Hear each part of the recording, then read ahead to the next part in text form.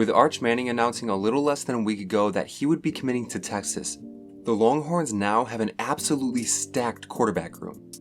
Quinn Ewers comes in from Ohio State and was the top quarterback of his recruiting class.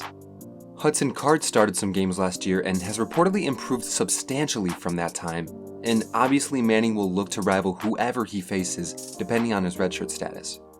So, dare I ask, are the Texas Longhorns the new QBU? Well, as you may have seen from the thumbnail, not just yet. But I'm going to go through what they have now and what other colleges they'll be competing with for the title going forward. My name is Kevin Redfield from the Dropout Sports, and let's get right into it. Wait, hold up. Before we get right into it, I just gotta ask y'all to like this video and sub to the channel. Alright, bring the music back, and now let's get into it.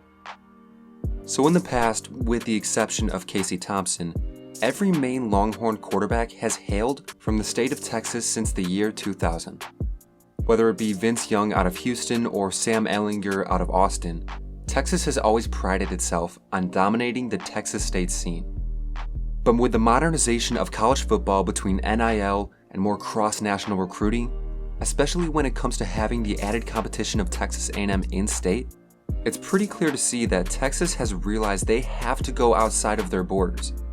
And they've recently achieved that not just with Arch Manning, but with Malik Murphy out of the current 2022 recruiting class.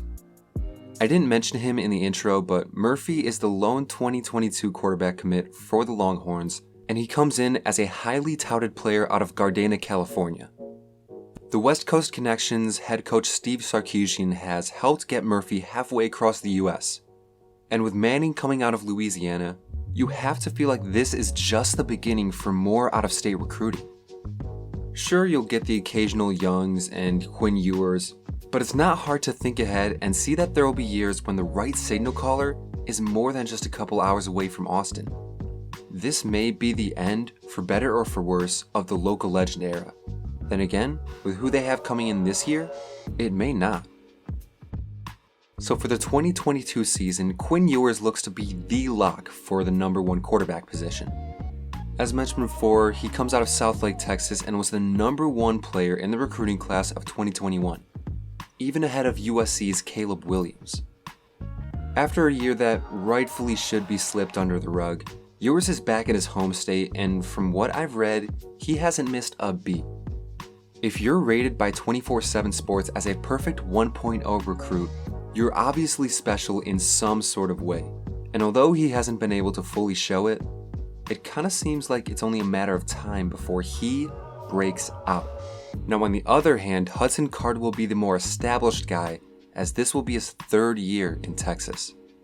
His 2021 showing in the limited playing time he got was impressive enough to turn some heads. So we could see Card put some more pressure on Ewers. And then there's Malik Murphy, who is in the roughest situation out of anyone. If he doesn't redshirt this year, he'll certainly be the third string guy that will be learning from guys that aren't too far away from his age. In fact, Ewers was supposed to be a part of the 2022 class before reclassifying to get into school early.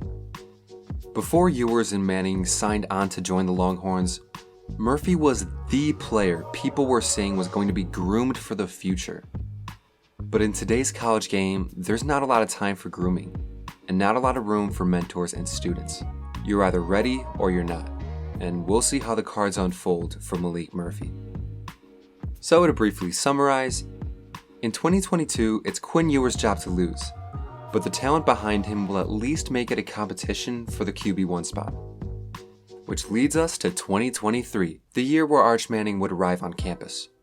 Assuming everything goes smoothly and every Texas quarterback from this year returns, which probably won't be the case, but still. We'll have Ewers in his last year of eligibility before going to the NFL draft, Card likely in the same position, and Murphy coming off a year on the bench. I want to say straight up that Manning should take a redshirt year and wait for Ewers or whoever else is there to leave Austin. But with the talent Arch is marketed to have, he could try his luck, run the tables, and go for that starting spot. We're seeing more and more redshirt freshmen and true freshmen getting those starting roles, starting with Johnny Manziel and Jameis Winston back in the early 2010s, and up to the last couple years where we had Bryce Young and Caleb Williams going out there and balling the fuck out. Anyways, as always, the future is unpredictable, but if Ewers performs, I could see Card and Murphy transferring and leaving Manning an easy path to Texas stardom. Now, if Ewers doesn't perform like a 5-star guy, then the parity kicks in. Does Hudson Card do what he did last year and come in for Casey Thompson? Does Malik Murphy potentially do that? Or does Arch Manning go full Caleb Williams and make a run for the Heisman mid-season? It'll be interesting to see where everything unfolds, but what I can say for certain is that Arch Manning coming to Texas is bigger than a lot of people think. The Longhorns were already in a great position at quarterback, but landing Arch Manning is more of a wake-up call to the college football nation than anything else. As a quick Peyton Manning forehead-sized aside, yeah, Arch Manning is representative of a new era coming through Texas. He's going to get skill position players from all around the country that want to play with the son of a Manning and get that kind of Texas NIL oil money that Manning himself is presumably getting. It also means that Texas is a quarterback destination, a place where it's back to normal to be a 5-star quarterback and go-to. A place where, depending on how these next few years unfold, you could be a part of a position dynasty and a program dynasty. And so the lingering question stands. Is the University of Texas the quarterback U? No, not now, but not yet. That title used to comfortably belong to the University of Oklahoma before Lincoln Riley jumped ship, and it'll take some time before he can re-establish USC as a quarterback destination like it was in the 2000s. Excluding legacy and purely looking at the past 5 to 10 years, I'd say Ohio State is coming into the season as the place for a quarterback to go to and thrive.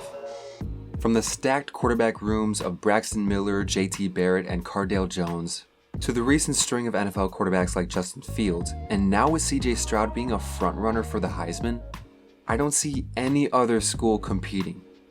That, along with how they've recruited top wideout after top wideout, any QB in the market has to be salivating their ass off. Now, when you take it down to the past 5 years alone, the obvious choice is Alabama. You've got the iconic picture of Jalen Hurts, Tua Tagovailoa, and Mac Jones, and currently they have the 2021 Heisman Trophy winner Bryce Young holding the fort down before next year. That's 3 starting NFL quarterbacks, 2 first-rounders, a second-rounder, and assuming Bryce Young balls out like he did last year, we're probably going to get another first-rounder and starting quarterback then too. So in any way you frame it or say it, Texas is not the QBU. But given some time and 1 or 2 more great college and NFL guys coming through, and I think they could very well reclaim that title. Arch Manning has been given gifts from a higher power, and Quinn Ewers can get that train started for Manning to take over. After that, it's up to head coach Steve Sarkisian, if he's still around, to keep on the recruiting trail and get more big names and keep those wheels turning. Man, the Longhorns have had a pretty rough go of it the past decade or so. They've only had 3 top 25 finishes in the last 9 years, and a single top 10 finish in that same span. But for the first time in what seems like a lifetime, there might finally be some hope for glory and relevancy. If the signing of Arch Manning on June 23, 2022 is just the start, then who knows what's next for this program. Maybe they shoot for the stars and land more dynamic quarterbacks in future classes. Or maybe Arch turns into a footnote in the annals of football history. But either way, something that we can't say for certain is that something special is being brewed out there in Austin. Thank y'all for watching. Just a bunch of dropouts.